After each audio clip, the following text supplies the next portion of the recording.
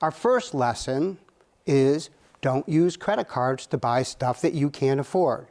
It's our first lesson because when I was a bankruptcy judge for 20 years, I saw literally thousands of people ruin their lives because of unaffordable credit card debt. It was the #1 reason for bankruptcies. You hear about job loss, divorce, medical problems, but those things just triggered the fact that people had too much unaffordable credit card debt, that when those things happened, they couldn't possibly pay that credit card debt. So, I always start off with a little story that I think is important.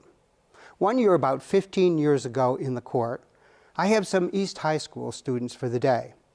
And that day, they got to see 2 engineers and a pharmacist, all making well over $150,000 a year, which was a lot of money 15 years ago. You know I'm kidding, right? It's a lot of money now.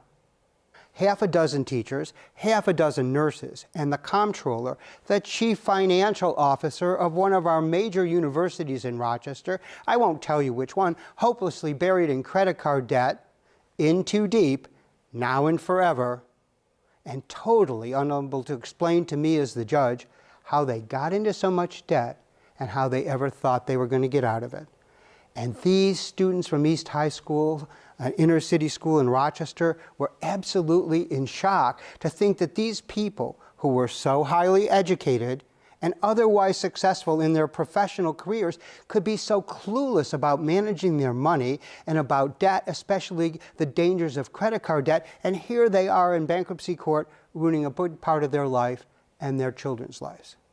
So there's 2 little lessons to learn here. One, it's not about your academic IQ, it's about your financial IQ, which you have to build up, because all of these people had plenty of academic IQ, and it is not about how much money you have, it's about how you manage your money, because every one of these people had plenty of money.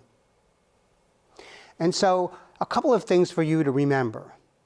One, credit cards are not new money, more money, or free money, they're debt.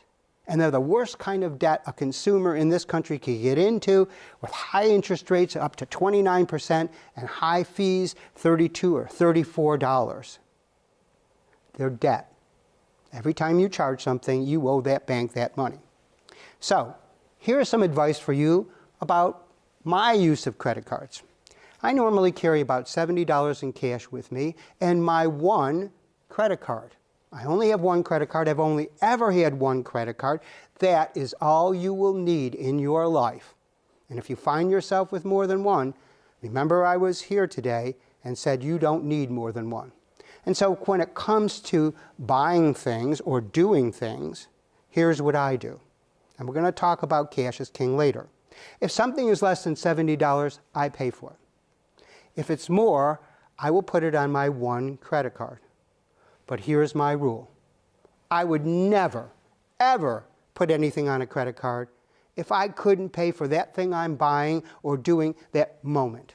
If I couldn't go to my bank right then and get that money out of my savings or my checking account, I won't charge it.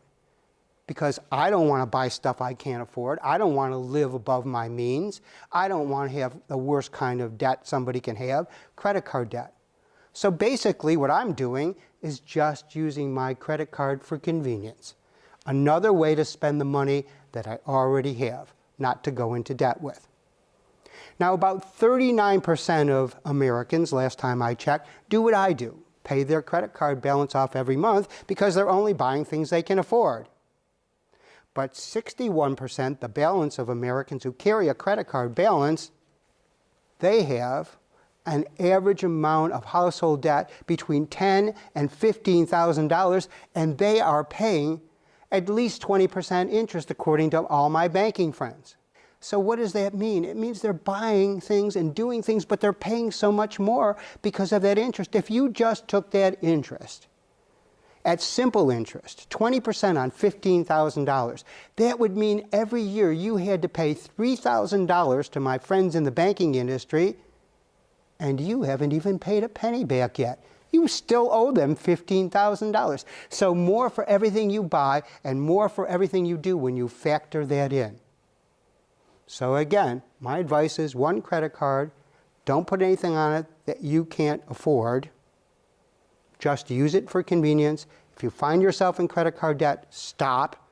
Ask yourself, something went wrong, I better figure out what it is. Because my aspiration couldn't have been to be deeply in credit card debt.